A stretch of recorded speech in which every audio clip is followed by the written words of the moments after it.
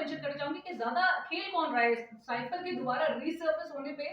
ज्यादा आवाजें हमें भारत से आती हुई दिखाई दे रही हैं। अब आप छोड़ दें पाकिस्तान तहरीक इंसाफ का तो एक मौक़िफ़ नजर आएगा, लेकिन बरखा दत्त और दीगर जो वहां पर है उनकी कमेंट्री आप देख लें।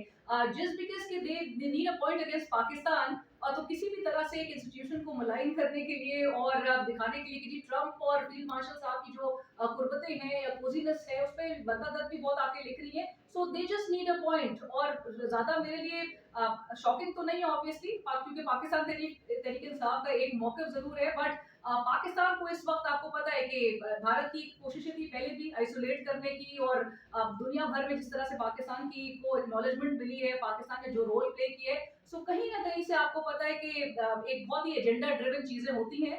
इस चीज का दोबारा मंजर आम पर आना, ये नेचुरली एक टारगेट करने की बाकायदा कोशिश जो है वो नजर आ रही है।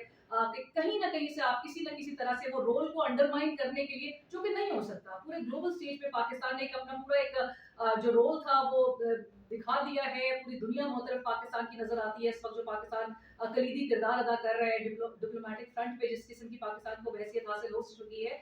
सो दोबारा भी रीसर्विस करके आ जाए, मेरे ख्याल से कुछ दिनों तक ये चीज चलेगी, उसके बाद ये फिजल आउट ही हो जाना है, उसमें से निकलना कुछ भी नहीं है।